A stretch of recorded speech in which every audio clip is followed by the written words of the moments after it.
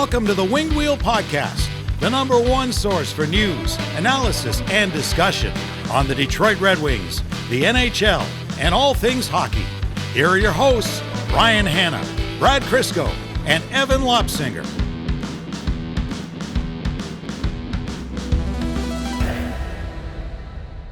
Like I said to you when you walked in, Evan, at least when Brad is late, it's because his kids have done some hockey phenom stuff. They've gone and played a tournament 8 hours away, or some unholy distance, but they've scored like 6-7 goals. They won all their games. He's getting calls from all these other coaches. We're late today, and you didn't even break 70. I was so close. You shot 71. That's pathetic. That's a Dylan Larkin tribute. Yeah. I had 3 bogeys in the last 5 holes, and it was just like out of the fairway too. I made just terrible mistakes. Mind you, the wind was like gale force. Like it was just absurd. If I knew I could make us late by bogeying from 100 yards out of the fairway 3 times in the last 5 holes. What would your golf emergency delay be? Breaking 80? Oh, yeah. Yes. I respect the hell out of that. Unironically, yes. I respect the hell out of that. All right, folks.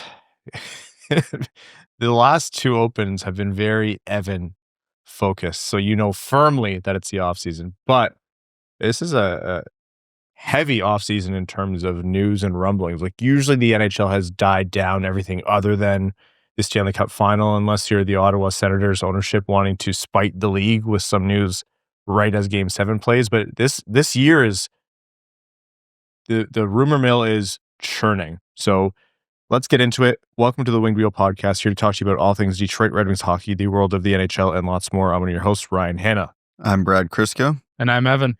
On this episode of the Winged Wheel Podcast, we have plenty to talk about. First and foremost, we're going to give you our draft rankings, not just Brad's, but from a new contributor to the Winged Wheel Podcast family as well. More on that in a moment. We're going to get into more conversations about what to do with pick 13 and whether all of these trades that are being rumored or players that are being available, whether pick 13 can play into that. Tarasenko being among trade rumors, an update on Dmitri Buchelnikov, and more Red Wings being added to the system. We're going to get into updates on the Stanley Cup Finals as the Oilers and Panthers ended Game 3 in a either beautiful or ugly way, depending on which way you look at the game. Awards, the rumor mill galore, all of that and plenty more before we jump into overtime. Before all that, we are primarily supported by our Patreon supporters, patreon.com/wingedwheelpodcast. If you want to join them and support the show, you get access to benefits like our bonus overtime episodes, which doesn't just feature any questions that didn't make the main show and us letting loose and having fun. You also get cold opens that didn't make the main show. You get bloopers, you get thoughts with Evan, all of that and lots more. You're also automatically entered into all of our giveaways. We give away 2 tickets to every Detroit Red Wings home game in season directly to our Patreon supporters. And in the off season, we have a lot coming. Also, you get access to our Patreon exclusive Discord, a fantastic community. So again, patreon.com/wingedwheelpodcast. All right, draft rankings. Brad, before we start going back and forth, some news as the Winged Wheel Podcast family grows. We've mentioned in the past that Max Bultman is a contributor to the show. He jumps on every so often, about once a month, for his Good in the Room, we call it, episodes and his segments, which has been a blast. We have Prashant Iyer and Sean Shapiro hosting Expected by Whom. So they're part of the kind of Winged Wheel Podcast universe. Now also doing written content for wingedwheelpodcast.com. We have Zach Egan, better known on Twitter or Blue Sky or wherever you're on socials as LGRW Prospects or Let's Go Red Wings Prospects. And Zach's first contribution does phenomenal work, by the way. Like, not just, a good job of tracking Red Wings prospects, but just has a really great eye for the game. And so it was a no-brainer for us to ask Zach to come aboard, and we're really, really excited to have him. And his first contribution live on wingedwheelpodcast.com/blog is his 2025 NHL Draft Rankings. So we'll link it in the description of this episode. It's going to be a fun way to not just get our usual rankings from us on the show, but Zach's as well to compare. So why don't we kick us off here? Brad, let's get into rankings. How do we want to do this? Like, you want to go sets of 5? Do you want to go pick by pick? It's up to you. I can go pick by pick or ranking by ranking, and you can just tell me why I'm wrong and bad the at every turn. That's not our job. That's the comment section's job. That's But I would have to read that to know that. Or be able to read. Yeah. That's the big hurdle right there. we don't have a learning center sponsorship right now. So I'll do some voice to text for you, but let's go sets of 5 picks here. And as we get further down, there's going to be less to say about each pick, but why don't we go through at least the top 20 and talk us through each pick? All right. Well, I guess if we're starting in increments of 5, my top 5 in order are at 1, Michael Misa. At 2, Matthew Schaefer. At 3, James Higgins. At 4, Caleb Denoyer. And at 5, Anton Frundell. All right. And what Zach has is number 1, Matthew Schaefer. Number 2, Michael Misa. Number 3, Anton Frundell.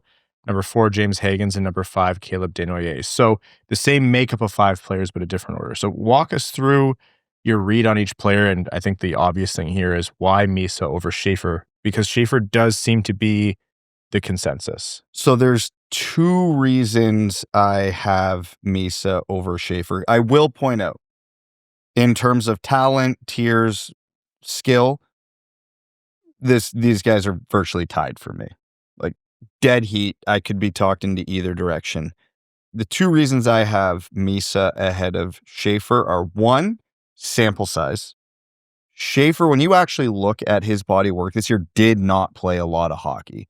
Not his fault, injuries and the like really limited him. But Who put that net there? Yeah. But I think he played, was it less than 20 or 30 games in the OHL this year, had to bow out of the World Juniors partway through. Like the sample size is not big. And 2, historically, and I know with myself personally, there is a much higher success rate projecting forwards at the top of the draft versus defensemen. The variance in what a defenseman becomes is greater. When you get a number 1 center near the top of the draft, their likelihood of hitting and being what we expect them to be has been far more consistent over the years. So all things considered, when I look at their skill and I come away going, that's a wash, I'm going to give the tie to the guy who's played more games and the guy who's the center. Do you view either of these guys as potential superstars? I think generational talent is too often used, but even franchise talents, or is this being a weaker draft, does that also apply to the top of it? Like, is this a Slavkovsky draft? Is this a Jack Hughes draft? Is this an Austin Matthews draft in terms of what the top end is? I think it's somewhere in the middle. I think this could be like a Dahlin draft. And That's superstar to me. I like this more than Slavkovsky and the power drafts at the top end. And of course, we're talking the top end. I'm referring to these 2 specifically because I have them in the same tier, but I don't like them in the same category as a Jack Hughes, Austin Matthews, et cetera, et cetera. So I think Michael Misa is a top 30 center in the NHL. The debate lies, is he a top 10 center in the league? Or is he Dylan Larkin? I think he's closer to the Dylan Larkin tier he's definitely a number 1 center, but is he a top 15 center? That debate might be had. I think that's his projection. I think the variance on Schaefer is a little greater. I could see him being a lower end top pair D, but I could also see if everything goes right for him being a top 15 defenseman in the league. That's a bigger stretch. So I will admit the range of outcomes is bigger on Schaefer, but I think both of them, top line, top pair, depending where your team's at in the rankings, best player on your team type of guys is in the cards for him. Zach having Anton Frundell at 3, and that's, ahead of Higgins and Denoyer that's not generally seen across the board. And Frundell's had a big variance. Talk us through your read on Frundell and why there is a variance on that player. The variance on Frundell is because of the variance in his game-to-game play. We've seen him have games where you're watching him and you go, oh my God, that's Anze Kopitar. Like, big, excellent skill, good hockey IQ, wicked shot. But there's just some games you don't see it. And I know teams value compete in very high regard. Obviously, we're biased as hell on that because we've been talking about the quote-unquote Yzerman type forever. But it's not hard to watch Frondell and get why people have him at 3. Like, the talent, the skill, the IQ, the size, it's everything you want. It's just, you don't always get it, which is not a huge red flag for me, because it's not like he's 1 game in, 1 game out, 1 game in, 1 game out. He's more good games than bad games, but and he had not a great showing at the international level this year, which is also smaller sample size, but still leads me to drop him lower than 3. All right, I'm going to go through rankings 6 through 10, and we'll start with Zach's here. He has Porter Martone, 6. Number 7, Roger McQueen. Number 8, Victor Eklund. 9th, Jake O'Brien. And 10, Brady Martin. Where are you at? Number 6, I agree. I got Porter Martone. Number 7, I got Jake O'Brien. 8, I've got Brady Martin. 9, everybody's going to roll their eyes, I've got Cole Reshney. And 10, I've got Victor Eklund. And we've talked a lot about Cole Reshney, and we're going to continue to talk a lot about Cole Reshney there. So I think the big variance here is Roger McQueen, right? Because that one is talent versus injury. And, there seems to be a lot of thought that if this guy is healthy and can stay healthy, then that's top 10 talent every day. Are you not there on that? No, he's top 10 talent every day, but that back injury is a big red flag. That's not a minor, like with Frondell, his inconsistency is like okay, I could see that being an issue, but that's a workaround. McQueen's back injury is this could derail his whole career, and you just threw away a top 10 pick. He's a top 6, 7 player on talent in this draft all day, every day, no questions asked. But what we saw with Caden Lindstrom last year is more than a little worrisome. The back injury was a question with Lindstrom going in. Didn't play the whole season until literally the WHL finals. Like, did not play hockey. There's reports out there that McQueen's is not that level of severity, but there is still minor concerns, and it's a back injury for an 18-year-old. I treat this like, if I'm a GM of an NHL team, am I comfortable going up there and risking my job on that pick? Now, what the team doctors say could sway a lot, but just on the general information that's out there, I'm going to factor that in. And I kind of use McQueen as my benchmark, grocery stick, I'll call it, of this is where I think the talent drops off enough that I'm willing to take the risk. And then we get into my next tier of talent in the first round. Are you taking the risk on McQueen if he's there at 13, or is that why did 12 other teams pass on him and I'm not going to take him either?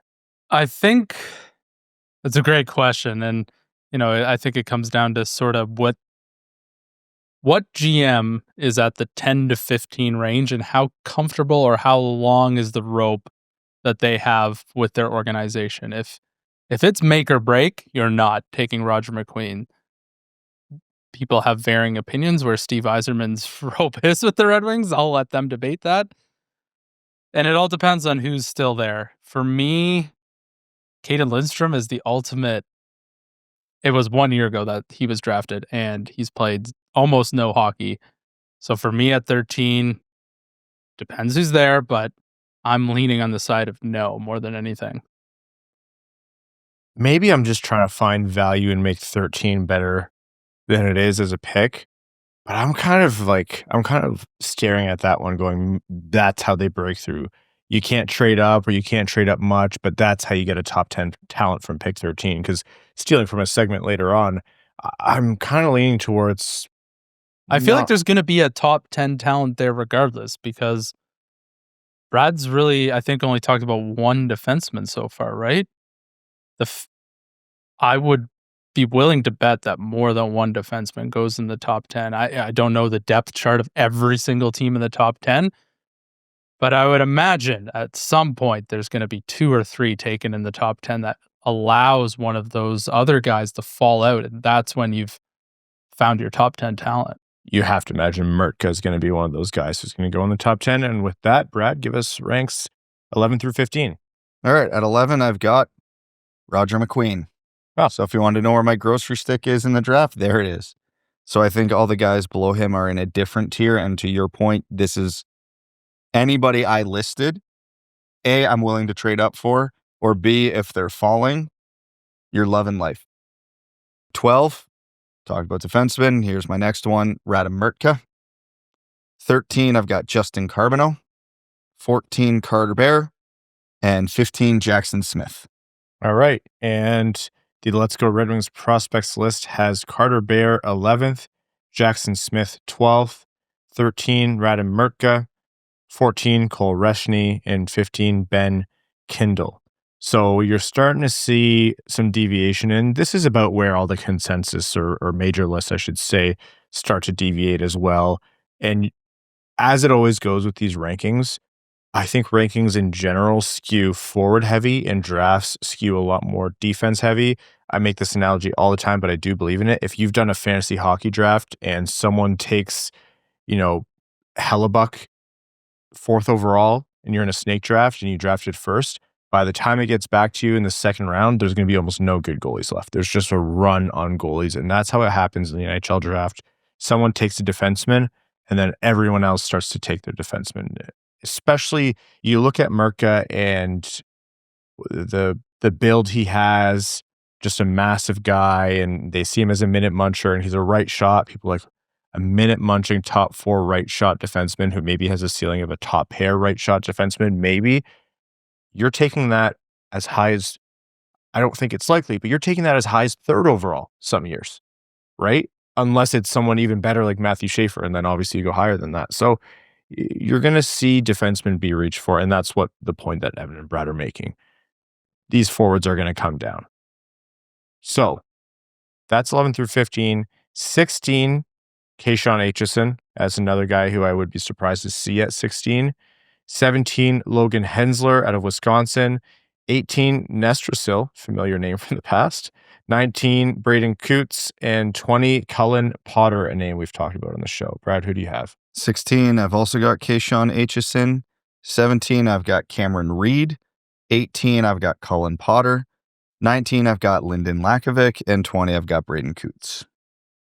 And Brad, your rankings go to 20, so I'll read out the rest of the first round here, but do go to the article and read the full write-ups on these players. So 21, Cameron Reed. 22, Lyndon Lakovic. 23, Justin Carbonneau. That's 10 spots lower than what you had him.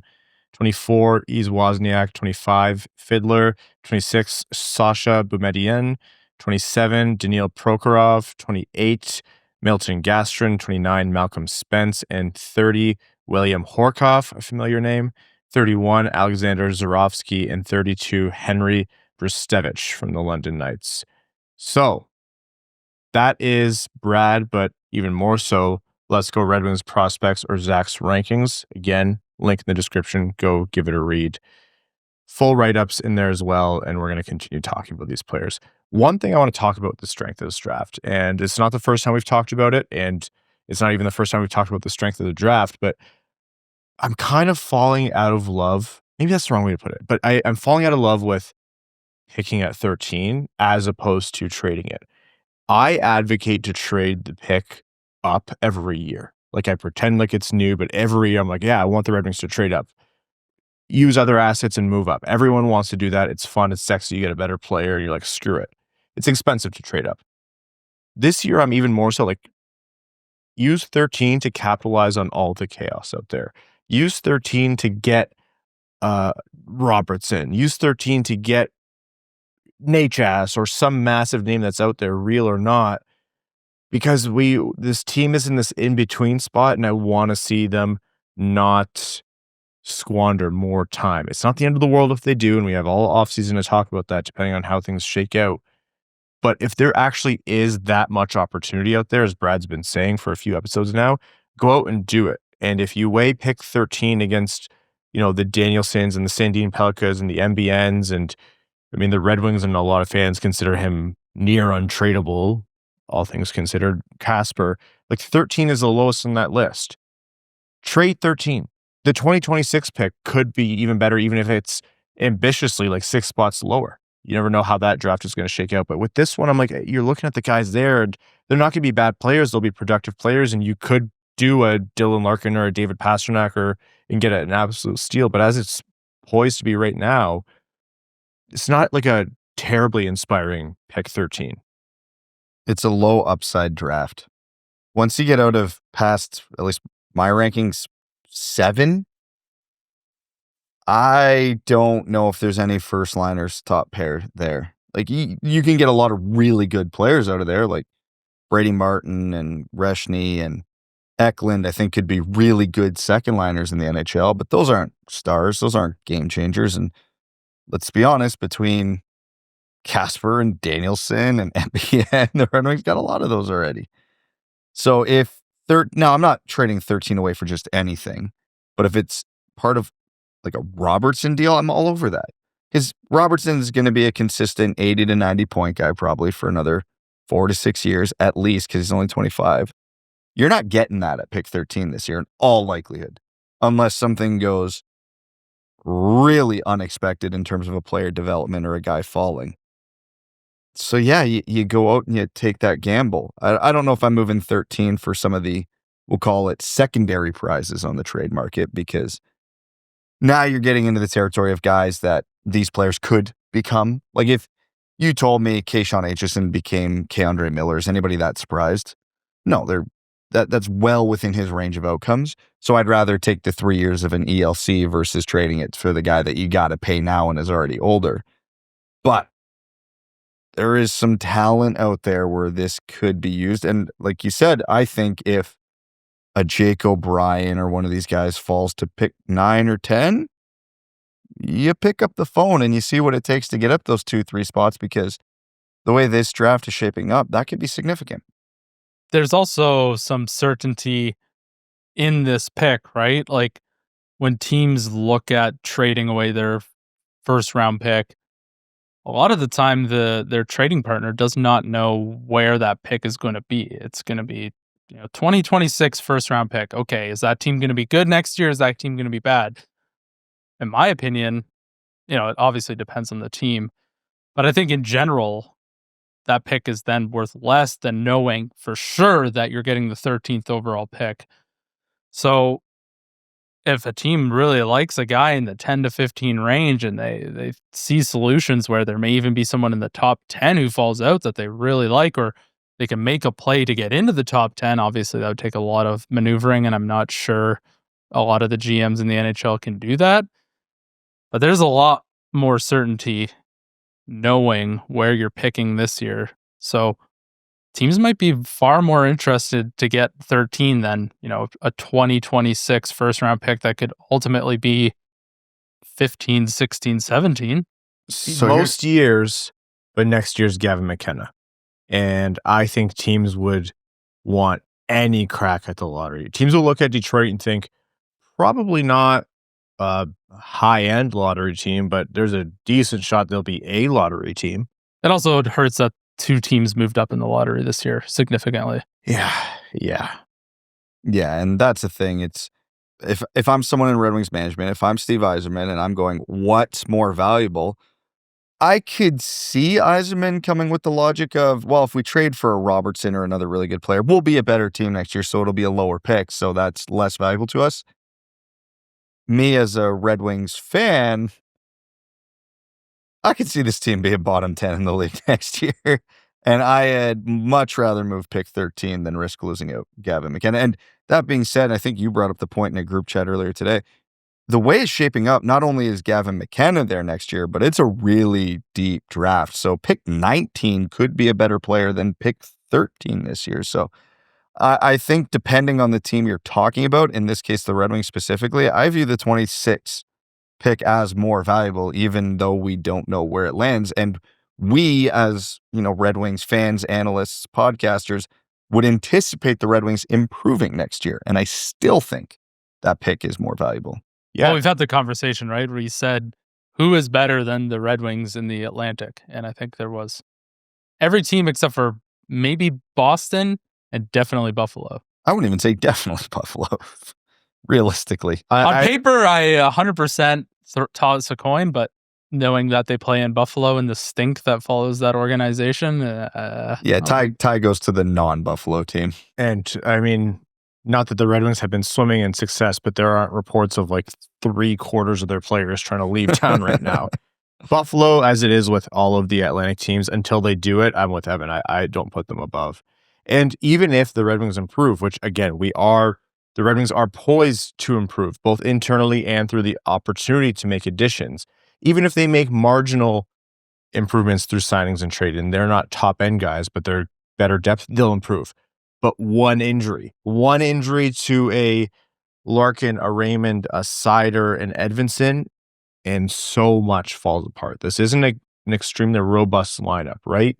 So that's another factor. Like, teams will look at a middling team and they'll think, well, if they're one injury away and we can get a 2026 pick, we'd rather risk it there.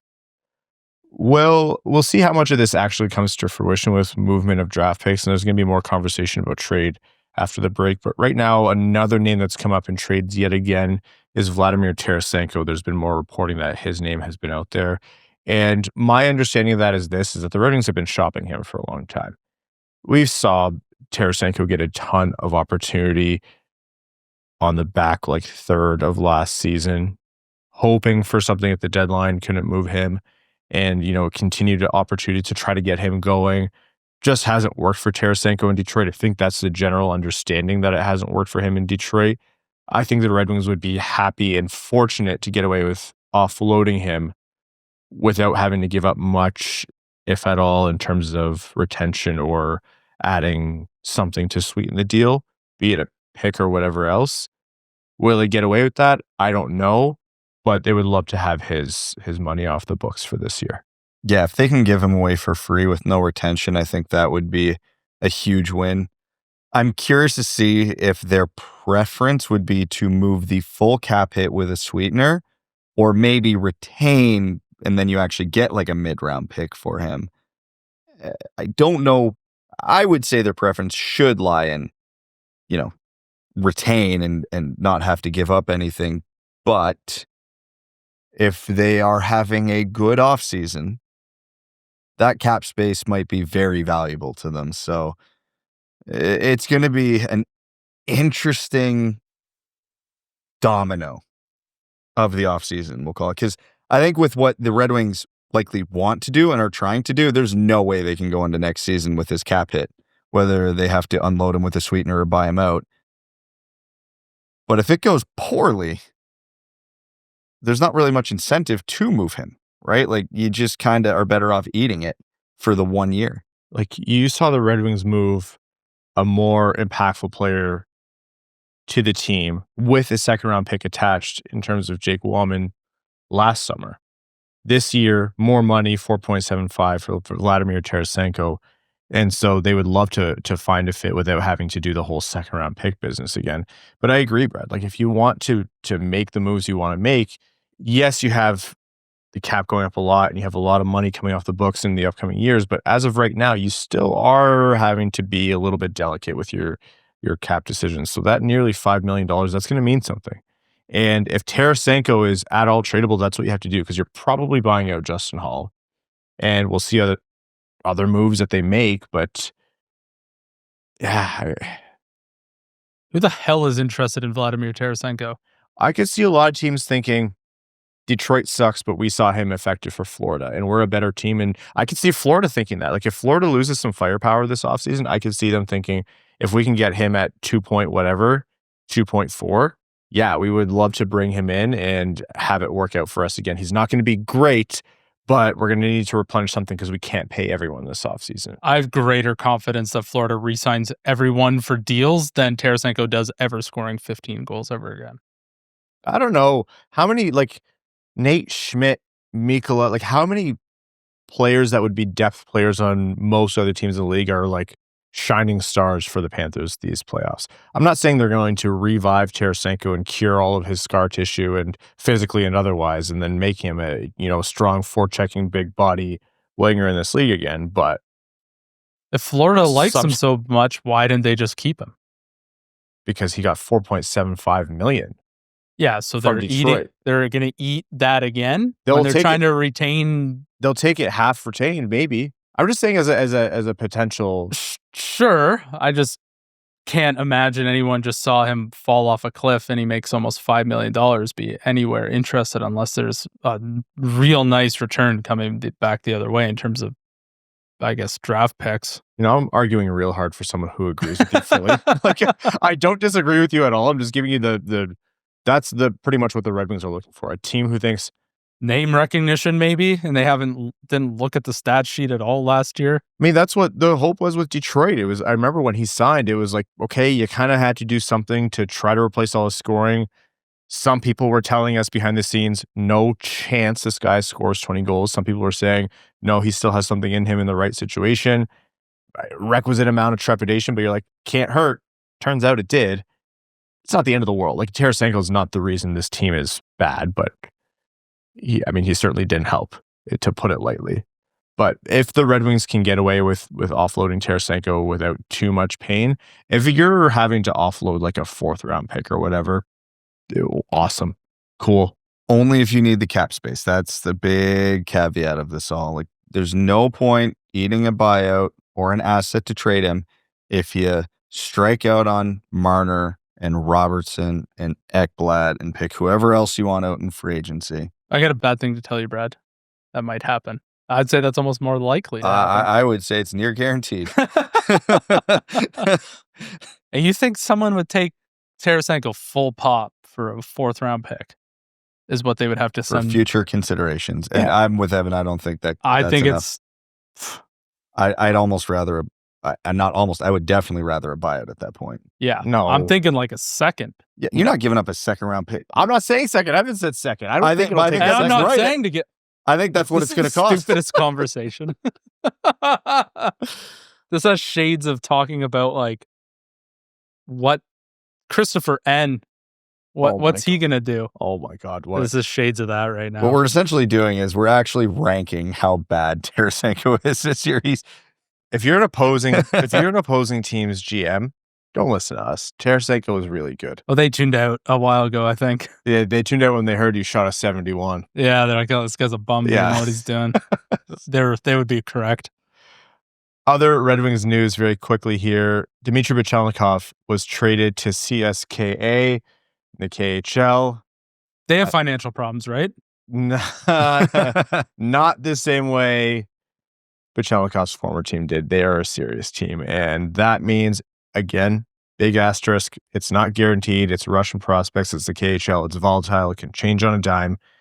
But he's likely staying for his last scheduled year in the KHL, which means that until fall of 2026, we won't see Buchelnikov have an opportunity to play in the Red Wings uniform or the Griffins uniform or what have you. So it's through May 2026, I think technically his contract goes in the K. So barring any changes, his contract was brought to safer shores in the KHL, away from Vityaz's financial troubles.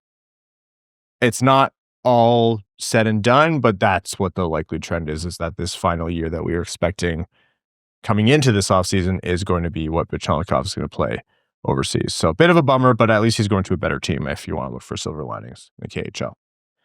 More from the Red Wings. You like goalie depth? Michael Postava, 2-year entry-level contract. He's a 23-year-old goalie out of the Czech League. Performed extremely well the last few seasons. Played in the top league and posted a .921 save percentage. Not a huge goalie, but not a small one, listed at 6 feet 2 inches. So more depth for the goalie system. That Arvid Holm contract didn't materialize. Doesn't mean it's not going to happen. It was just, reported, but I guess then heavily rumored. But we'll see if any of that happens. But as of now, there's still more goaltending depth being added to the system. So we'll see how things shake out with the Griffins and everything. But for now, this is just a down the lineup kind of thing.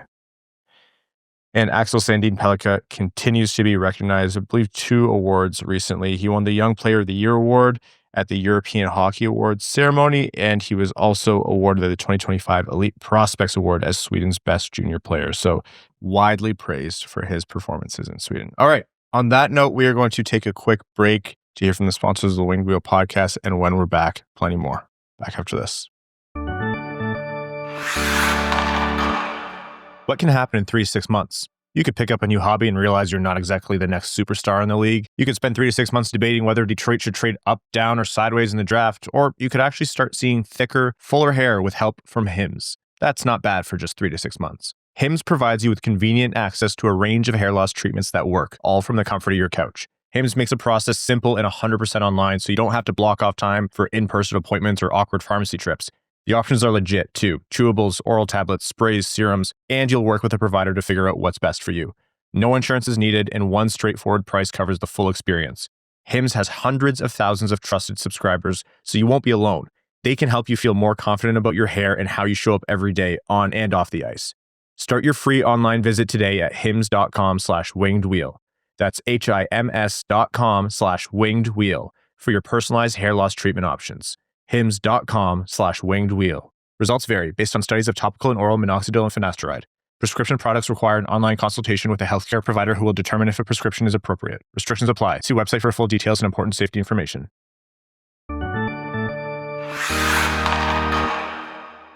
What did you think about the Oilers just going fully unhinged and doing their best Panthers impression?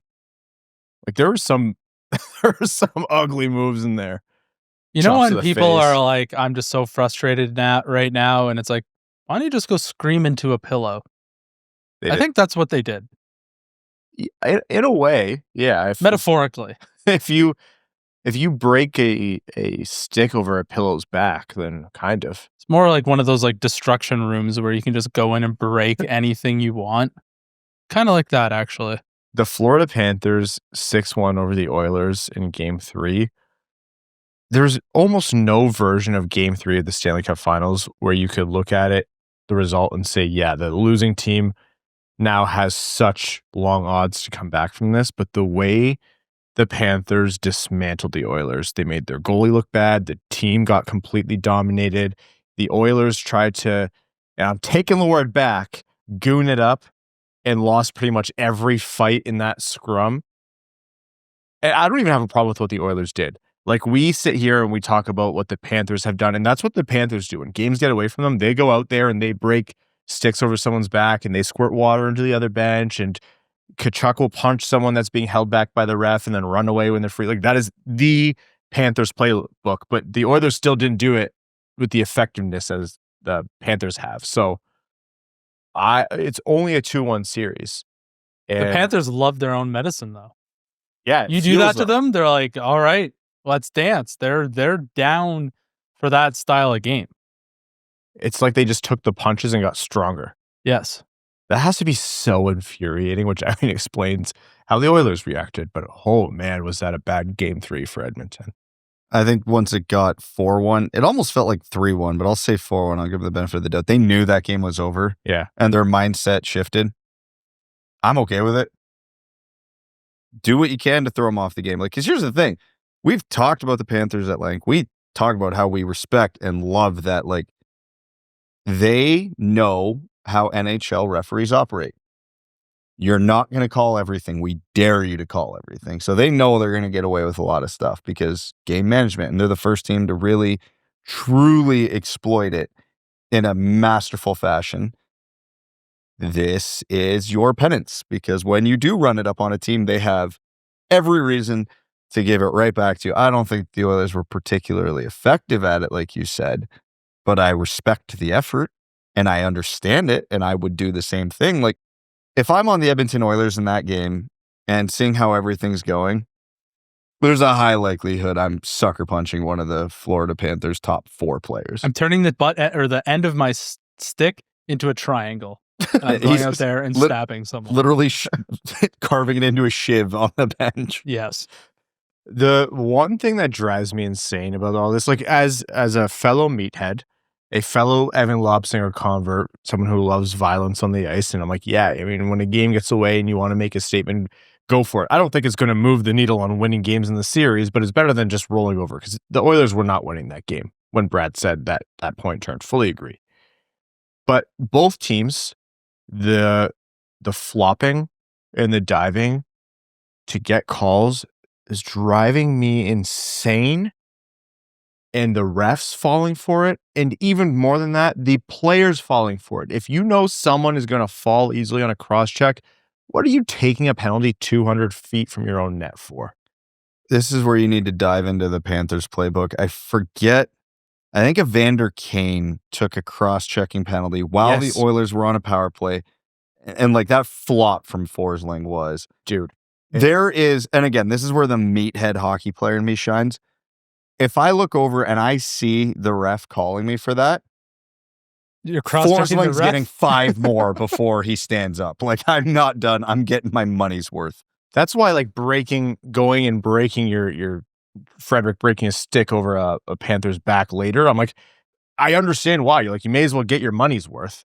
It's the lightest taps and guys are falling. And I understand now both teams have started to do it. And it's not just like, those devilish Panthers and they should gift the Oilers the win. No, the Panthers they dominated that game. But that's the part where I'm like, I think the league is actually, and this, I don't know how popular this take is, but I think the league is correct to lean into the physicality. And as long as you have a villain, that's a great story. And people love to hate and, blood sells and all that. But you have to be careful to not let it get into a circus. This isn't soccer. The flopping should not be rewarded. And the head ref should be talking to the officials after every game saying, the next time a guy jumps backwards, like there's a sniper in the press suite after a love tap to his face from a glove, even if it was technically roughing, don't give the roughing penalty, give the embellishment because it's bullshit. It's not hockey. And it drives me insane. It takes away so much from what is otherwise a great rivalry. Punishment will curb the bad behavior. If they call the diving and the embellishment, it will go away because the stakes have never been higher in the playoffs. And then when you get to the finals, taking dumb penalties or risky penalties like that can cost you a game, can cost you a series. So, yeah, I'm 100% on board with that because it's just not part of what makes hockey great. Now, in terms of the series, I think the main thing people are looking at is, one, the Oilers really miss Zach Hyman, and two, they either have to have Skinner rebound like he has from a bad game or Pickard come in and be amazing after Skinner got yanked from a series. But if one of those two things doesn't happen, this is over. This is over maybe in 5. If they aren't getting goaltending, then they are well screwed because especially while the Panthers have home ice and last change, they've proven to be able to shut down Draisaitl and McDavid or at least mitigate their opportunities and manage them. And the Oilers' depth looks a lot less effective when the Panthers have last change. Like the matchup game is elite from Paul Maurice and the Panthers, and the Oilers are going to need help in net. They cannot have average or worse goaltending anymore. And they can't be taking bad penalties, right? There was a puck over the glass. I think there was a too many men penalty on Edmonton. Stanley Cup Finals against the Florida Panthers, the reigning Cup champs. You cannot make simple mistakes like that. And they make Edmonton pay every single time. So Edmonton needs to play a perfect hockey game to have a chance to come back in this series because I think Florida right now is they're just vibing. They're in their zone and they probably feel like they've got Edmonton right where they want them. Like if you're seeing Matthew Tkachuk, who is held back by refs and getting punched in the face, taking it calmly and press after saying, yeah, I mean, that's what I do to guys and that's part of it. It's like, oh yeah, you didn't get to them. No, not at all. And did you guys see the shift on the Sam Bennett goal where he blew up Podkolzin and then Podkolzin turned the puck right over at the blue line? Like, buddy. His number's 11 million. Yeah. It's not looking good. Sam Bennett's number is going up game after game after game. How mad are you going to be when he signs for 7.5 in Florida? Imagine, okay, 1, furious, and 2, imagine you saying that and me saying furious a year ago. No. The only thing that will make me mad if he signs for sub 10 not in Florida. Yeah, that would actually be. Because I just have That's this. still unreasonable. I just feel like Florida is going to find a way and bottle the juju and keep everybody and just run it back again. Especially if they win a cup. Why not do it again? We've got everybody else locked up. You want to be part of this? Everyone. Sasha Barkov makes what? $10 million. Like other than Sam Bennett, might be the best player on the planet.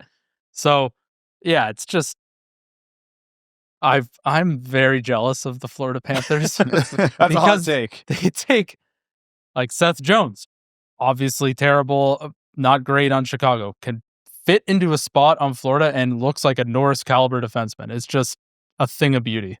I have a sports hernia and a real hernia that I've been fighting for the last 10 years. I am sorely out of shape.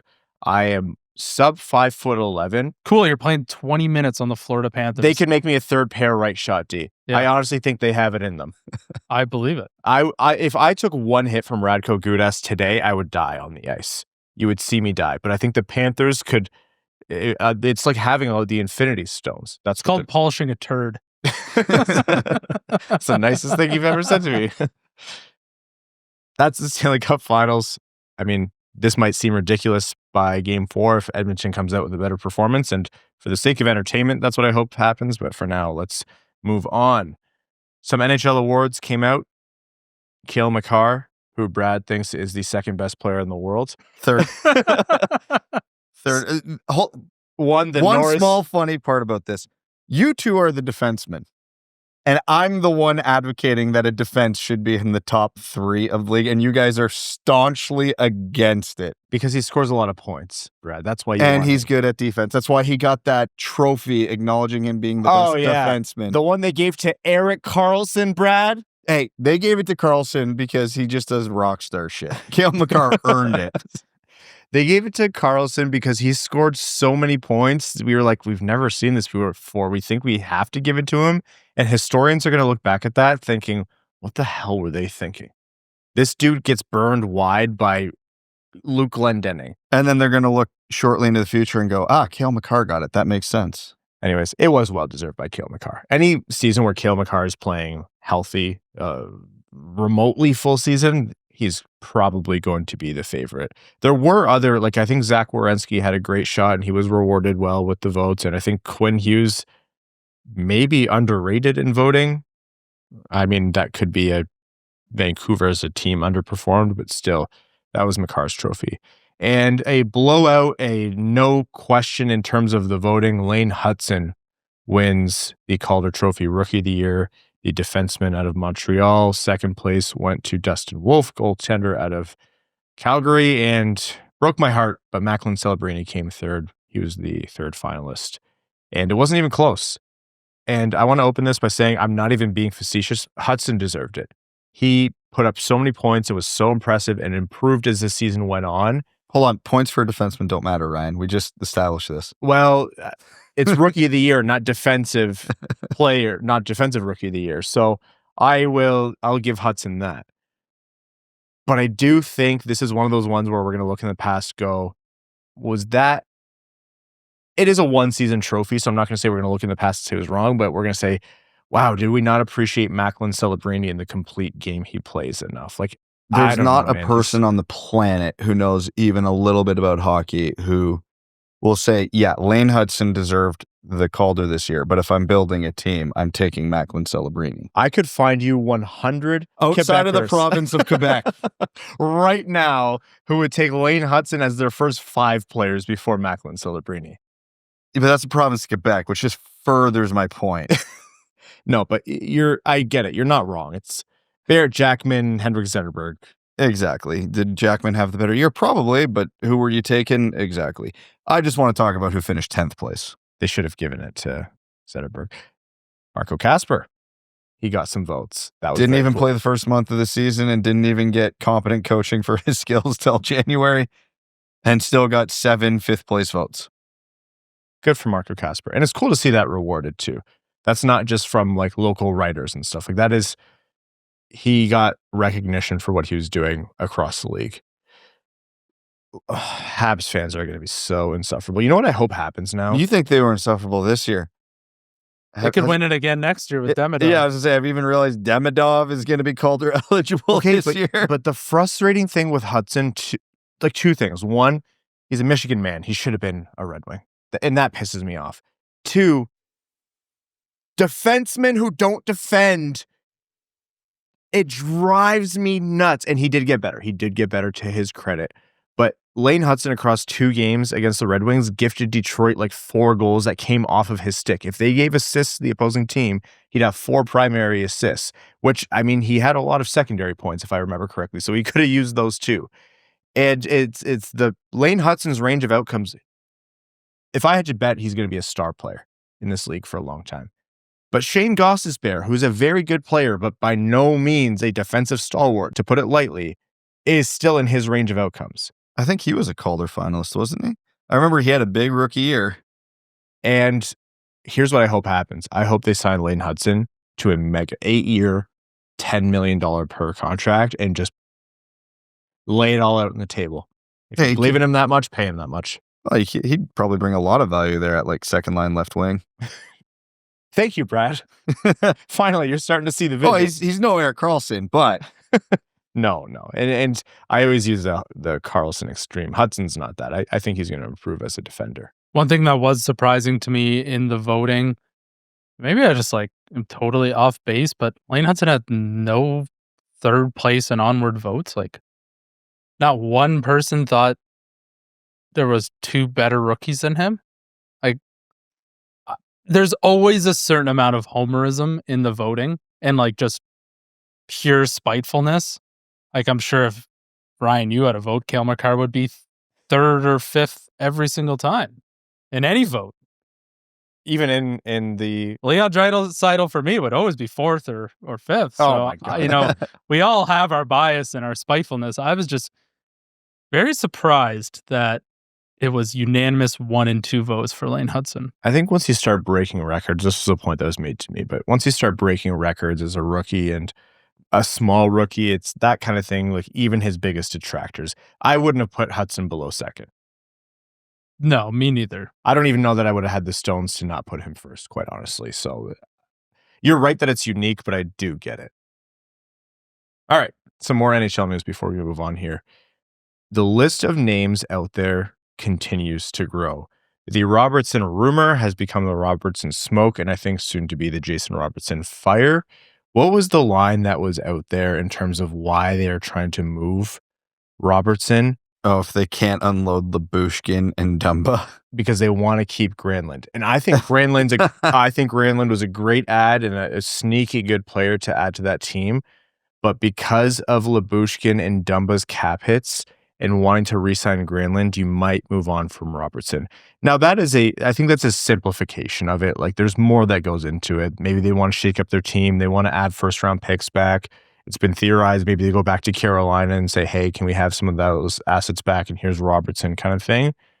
But if you're a Stars fan, your eye is twitching a little bit. And we've had nothing but good things to say about Jim Nill. But those Dumba and Lyubushkin contracts are tough if that's what you're doing because of them. I'll happily take one of those contracts in Detroit. Just package it with Robertson and send him on over. Yeah. So Robertson's name is firmly out there. Byram's name is unsurprisingly firmly out there. We've been hearing that for a long time, and now it's being publicly reported as well. Keandre Miller seems more and more likely to move from the New York Rangers. Lafreniere's name has been out there. William Karlsson's name has been out there. And you're also seeing a ton of this free agent is, getting interest from this team and that team, and this team is on his list and whatever. And I want to prime all of this with something. The cap is going up a lot, not just this year, but the year after and the year after, and probably the next 3 years after that. We're talking like tens of millions of dollars. You know who's going to benefit the most is agents. Agents are out there thinking our incomes are going to go up a ton because they take a percentage of every contract. They are making sure that they are using as much leverage as possible. There's a ton of names coming to market at the same time as all of these increases, and that's why there is so much information out there. I do believe this is more of a highly active offseason and will be more of a highly active offseason than years past because of who's going to market and because teams are looking to capitalize on the increased cap. I'm not saying that's not real, but a lot of what's out there is noise because think about who has motivation. At this stage, who has motivation to be putting all that noise out there and drum up interest before bidding can technically even start? It's the agents. So just consider that. If you don't hear Detroit's name, or you hear Detroit's name, or this team that wouldn't even have the money, or this popular team is being listed with this guy and they seem unrelated, sometimes agents want to scare other team. They want to increase the price. They want to make their player look more desirable. That's a lot of what's going on. So just want to seed that with folks. It's noise is noise. It could end up being smoke and fire, but a lot of it also is just noise. All of that said, let's have some fun. Any of the names out there who we've talked about, not talked about, where you're like, yeah, absolutely, I'm all over it? Most is probably the answer. The ones that I would really zero in on for trade specifically, because we've obviously covered the UFAs, Robertson's top of my list.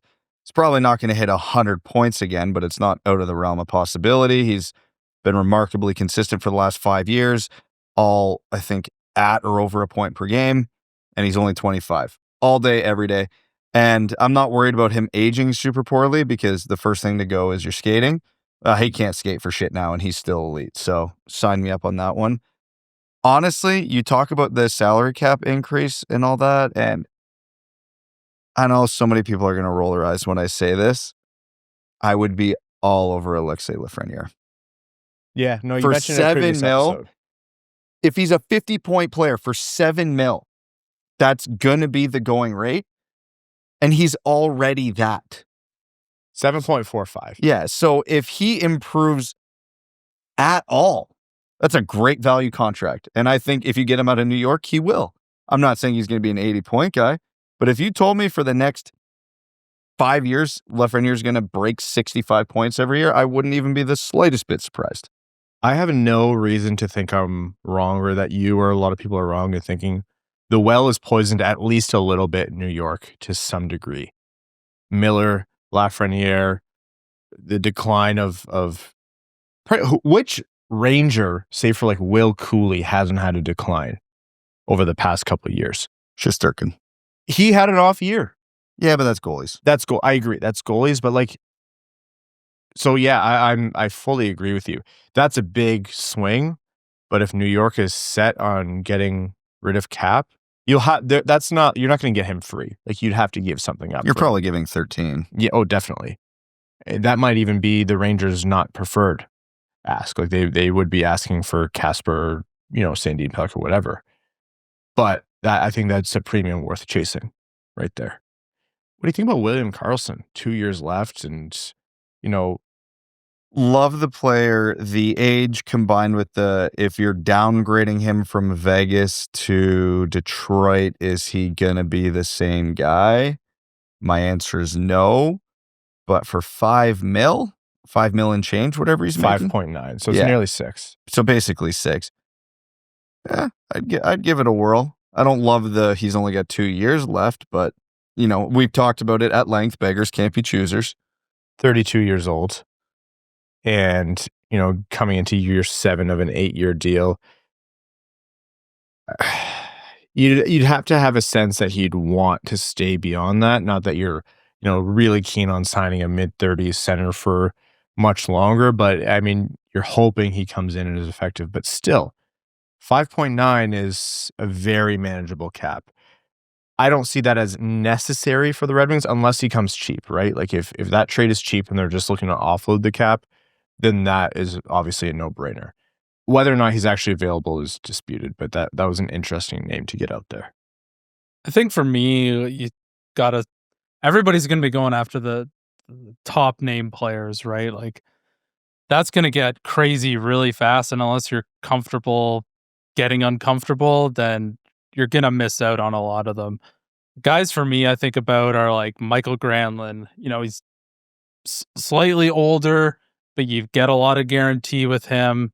You can put him on the wing if need be, and he provides a lot of offense. And then there's other guys, you look around as well. It's like the bottom 6 of the Red Wings was absolute garbage this year.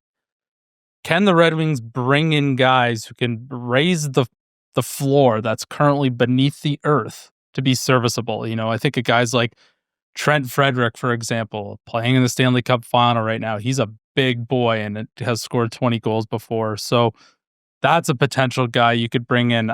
Who knows what a guy like him is going to command for a contract, but I don't think he's going to get crazy money, or he's not a big name free agent that guys are looking at. Another name I saw come up lately too was Mangiapane. He's far removed from, I think he had like a 35 goal season or something.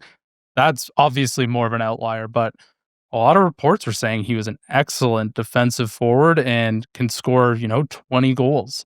That's an excellent guy to bring into your bottom 6 forward group to, stabilize defensively and chip in offensively from time to time. So if the Red Wings aren't going to be able to land a big name free agent and really shore up the top 6 and really up the production, I think you look at all the replacement or the duplicates that you've got in the bottom 6 and say, who can we bring in who's got a track record of they've won in some capacity, or they're really good at something and they have at one point hit the 20 goal mark or have been an offensive producer, because I think those will be much easier to get than some of the bells of the ball. So I was just looking at like who some of these value forward free agents could be without even having to scroll from the page I'm on. If you're looking for 20, 30 goal scorers who have done it before that might come in cheap, I got 4 names here for you.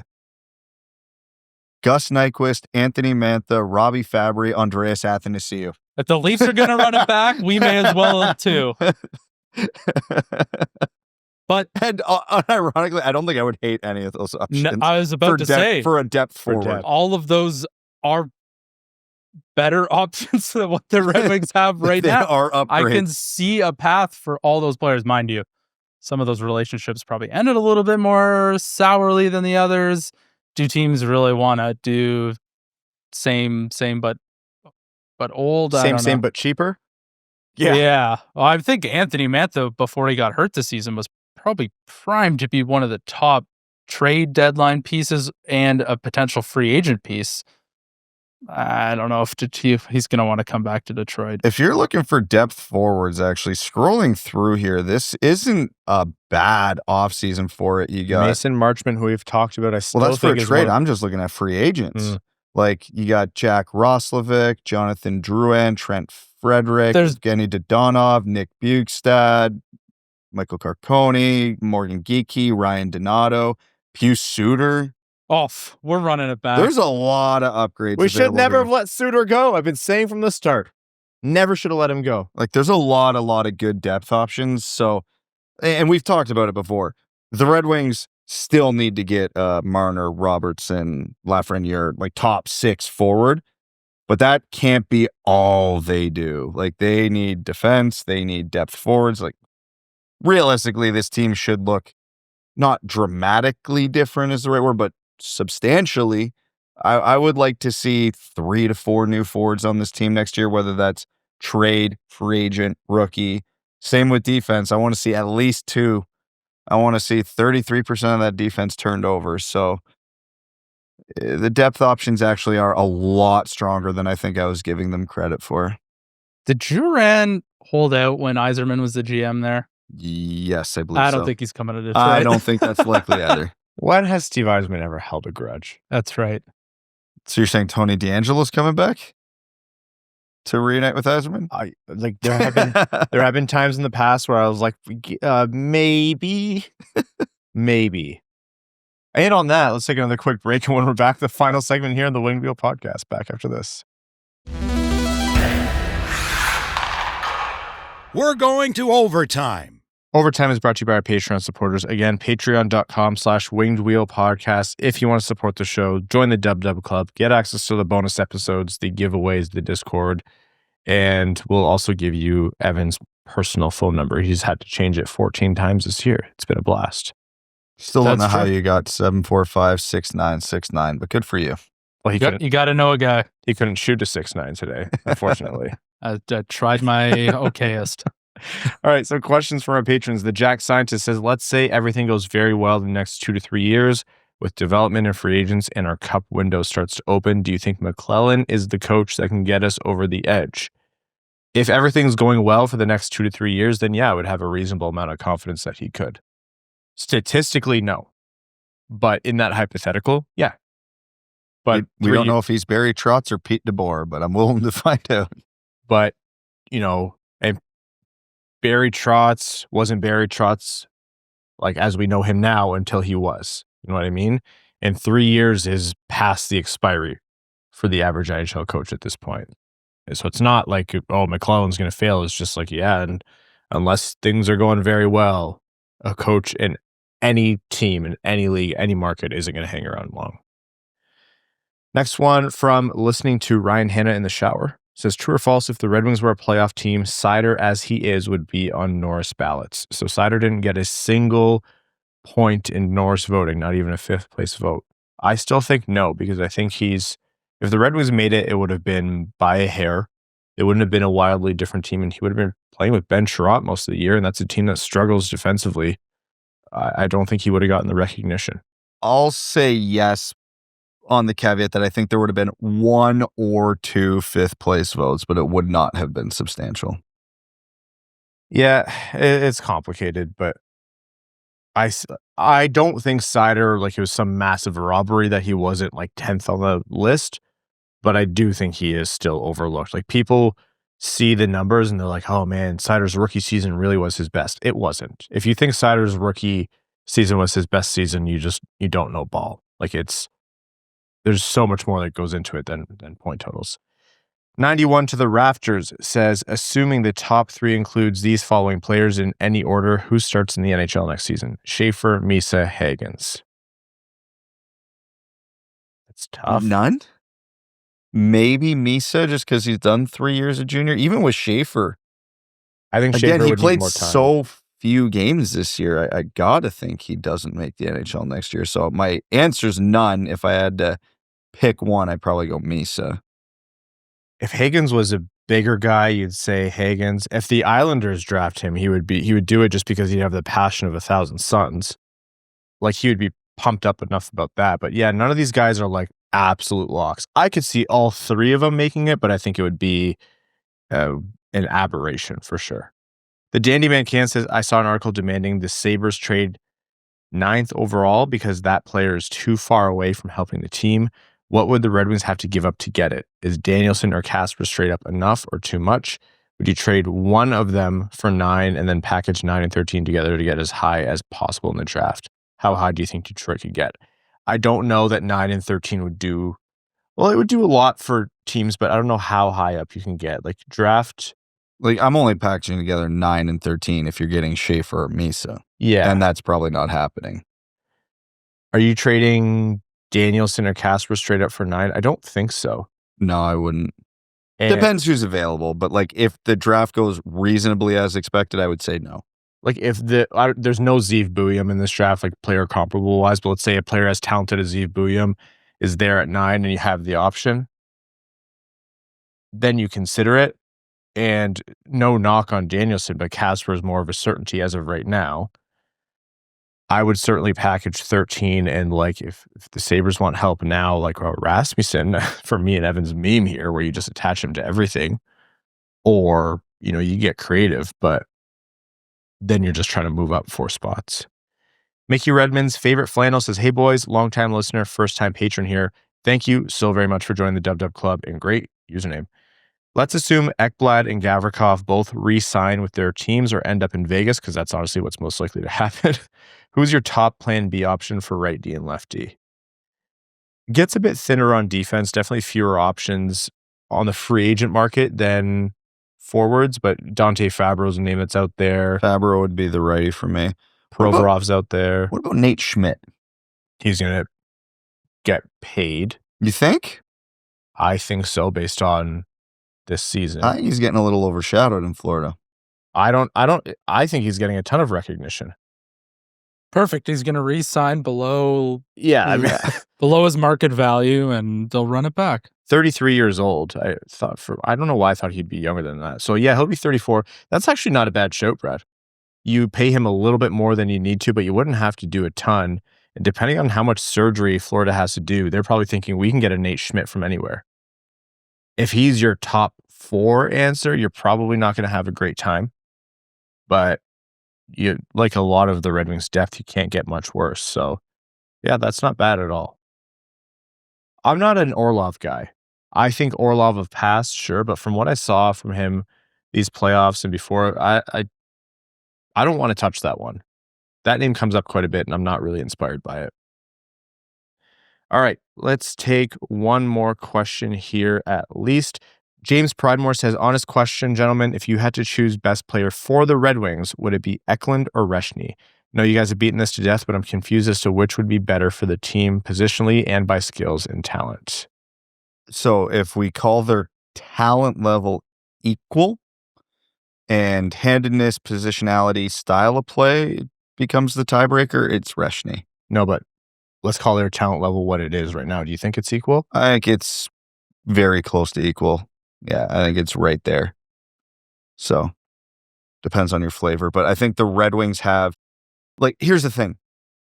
I really like Victor Eklund. But like when I watch Victor Eklund, he's slightly smaller, faster MBN. Like, and the role he would play is already there. Now, it's not a negative to have multiple of those players. Like, could you throw an MBN on the second line and then an Eklund on the third line? You're probably in a pretty good spot if you're able to do that.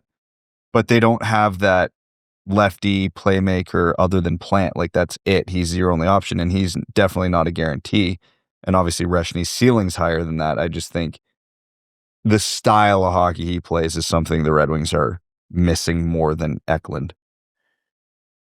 To this point, Zachary213 asks, I entered the draft process with Eklund as my pipe dream. I understand Brady Martin has risen and defenders are impossible to project, but why has Eklund fallen off as much? Or is it just smoke and he may be available at 13? Small winger. That's literally it. Small wingers fall. Zach Benson is a great recent example of that. Cole Caulfield. Small wingers always fall in the draft. Yeah, and it's not like he's plays small or anything like that. And a lot of it is what you listed, Zachary. Like there's positional premiums and talented players and archetypes who are going higher. Like the Leonards, the Brady Martins, those guys, as long as you see Leonard be as successful as he was and Sam Bennett as successful as he is, the Brady Martins are always going to rise in the draft. And I'm not saying they're wrong.